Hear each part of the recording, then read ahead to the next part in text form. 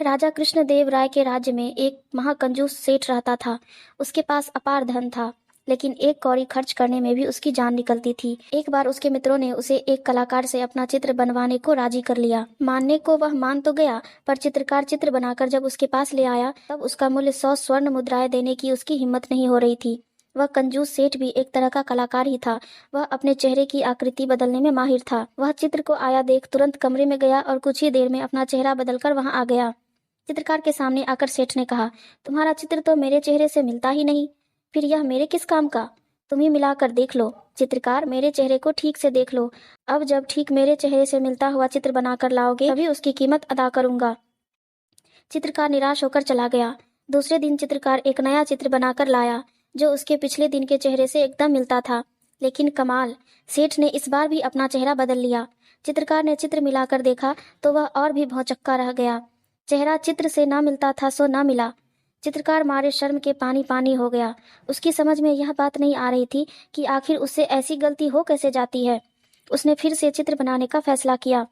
अगले दिन वह फिर एक नया चित्र बनाकर ले आया, लेकिन सेठ की कारस्तानी से उस चित्र के साथ पूर्व के दिनों के जैसा ही हश्र हुआ। इसके बाद भी कई दिनों तक नए नए चित्र बनाता रहा और हर बार उसे निराशा हाथ लगती रही। लेकिन कई दिनों के अनुभव से वह सेठ की चाल को समझ चुका था। वह सेठ की कंजूसी को भी जान गया था और पैसे न देने के बाद भी वह कई दिनों की अपनी मेहनत को बेकार नहीं जाने देना चाहता था। कैसे कंजूस सेठ से पार पाया जाए, इस पर खूब सोचने के बाद उसने तेनालीराम से मिलने का फैसला किया। उनके पास चित्रकार ने अपनी समस्या रखी और कोई समाधान निकालने की प्रार्थना की। थोड़ी देर सोचने के बाद तेनालीराम ने चित्रकार को सलाह दी, कल तुम कंजूस सेठ के पास एक आईना लेकर जाओ और कहो कि आज आपका बिल्कुल सही चित्र लेकर आया हूँ। खूब ठीक से मिलाकर देख लीजिए, रत्ती भर भी फर्क आपको नहीं मिलेगा। बस इतना भर करो और तुम्हारा काम चांदी। कल होकर चित्रकार तेनालीराम के कहे अनुसार आईना लेकर कंजूस सेठ के पास पहुंचा।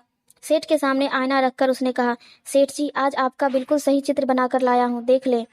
इसमें किसी प्रकार की कोई त्रुटि की गुंजाइश अब नहीं है। इस पर सेठ बहुत झुंझलाया और बौखला कर बोला, अरे यह चित्र कहाँ है, यह तो आईना है। चित्रकार ने तब सेठ को जवाब दिया, सेठ जी महाराज, आईना के सिवा आपकी असली सूरत और कौन बना सकता है। बस जल्दी से मेरे चित्रों की कीमत 1000 स्वर्ण मुद्राएं निकालें। अब सेठ समझ गया था कि यह बुद्धि और सूझबूझ तेनालीराम की ही हो सकती है। उसने बिना देर किए 1000 स्वर्ण मुद्राएं निकालकर चित्रकार के हवाले कर दी।